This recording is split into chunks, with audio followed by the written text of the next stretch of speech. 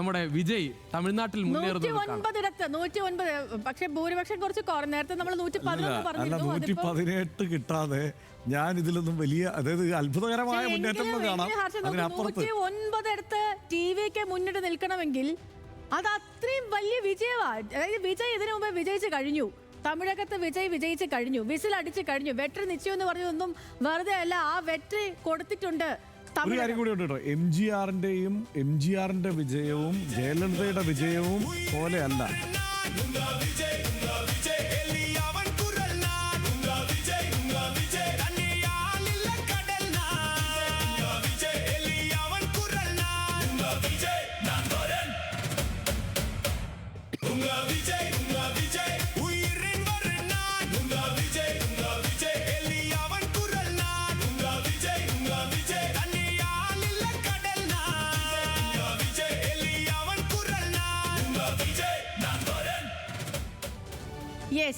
ഞാൻ പറഞ്ഞത് ഒരു കാര്യമുണ്ട്, അതായത് വിജയിയുടെ വിജയം എന്ന് പറയുന്നത് ഏറെ വ്യത്യസ്തമാണ് ആ നിലയ്ക്ക് നോക്കിയാൽ. കാരണം അതായത് കരുണാനിധി, മുത്തുവേൽ കരുണാനിധി അടക്കമുള്ള ആളുകളുടെ പിന്തുണയോടെ കൃത്യമായ ഒരു പ്രത്യയശാസ്ത്ര അടിത്തറയ്ക്ക് മുകളിലേക്കാണ് എംജിആറിനെ കൊണ്ടുവന്ന് കയറ്റി നിർത്തുന്നത്. വെറുതെ അങ്ങനെ സിനിമയിൽ നിന്ന് വന്ന ഒരാൾ എന്നുള്ള നിലയ്ക്ക് ഒറ്റ ഒരു സുപ്രഭാതത്തിലുള്ള വിജയമല്ല.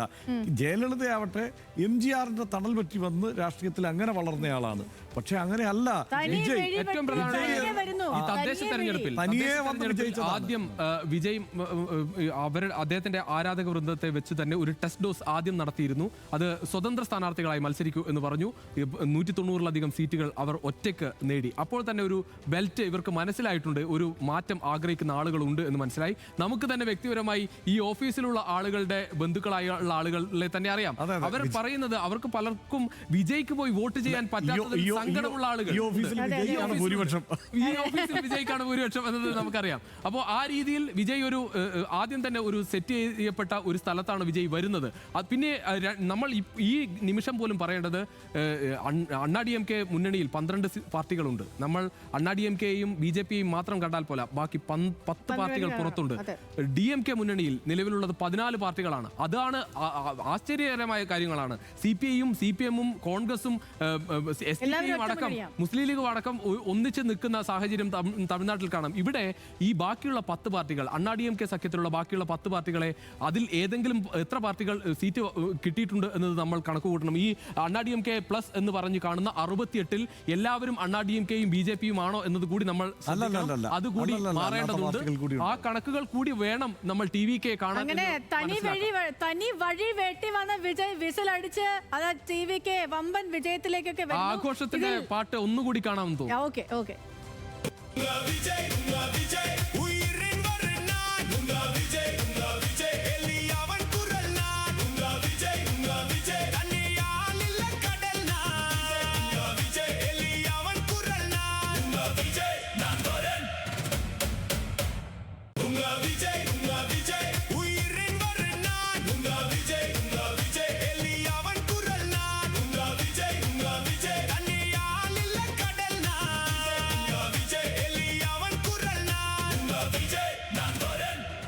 വിജയ് വഴി തനി വഴി വിസിൽ പോട്ട് ഇളയ ദളപതി എന്ന് വിളിക്കണം. ഇനി ദളപതി വിജയ് TVK 112 സീറ്റിൽ നിന്ന് ഇപ്പോൾ 109 സീറ്റുമായിട്ട് TVK മുന്നേറുകയാണ്.